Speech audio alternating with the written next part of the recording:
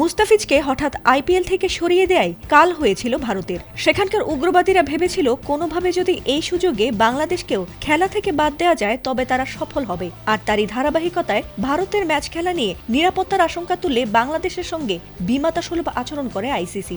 এমনকি টুর্নামেন্ট থেকে বাদ দিয়ে তার পরিবর্তে স্কটল্যান্ডকেও ঘোষণা করে তারা। কিন্তু পাশার দান ঠিক তখনই ঘুরে যায় যখন বাংলাদেশের পক্ষে দাঁড়িয়ে পাকিস্তান ঘোষণা দেয় যে বাংলাদেশকে বাদ দেয় ভারতের বিপক্ষে সব ম্যাচ তারা বয়কট করেছে।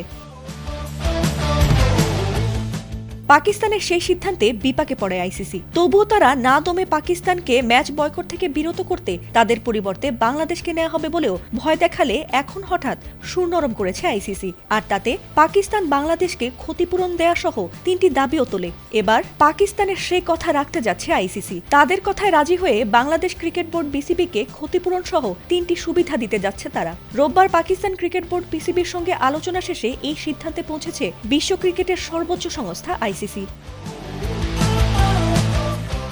দুই পক্ষের মধ্যকার অচলাবস্থা নিরসনে রোববার লাহোরে গিয়েছিলেন বিসিবি সভাপতি আমিনুল ইসলাম বুলবুল। সেখানে সফলভাবে সম্পন্ন হয়েছে আইসিসি, পিসিবি ও বিসিবির বৈঠক। জানা গেছে 5 ঘন্টার আলোচনার পর দাবি মোতাবেক বাংলাদেশকে 3টি সুবিধা দেবে আইসিসি। আর তা হলো বিশ্বকাপে না খেলার ক্ষতিপূরণ, বিশ্বকাপের লভ্যাংশ ও ভবিষ্যতে ভারতের কোনো টুর্নামেন্টে হাইব্রিড মডেলে অংশ নেওয়ার সুযোগ। এই বৈঠকটিতে পিসিবি সমন্বয়কের ভূমিকা পালন করেছে বলেও জানা গেছে।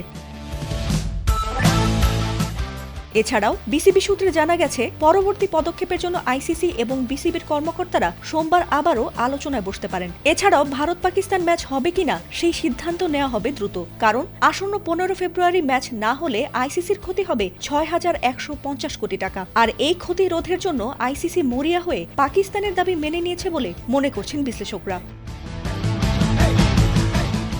ফাতিমা সুলতানা, এটিএন বাংলা।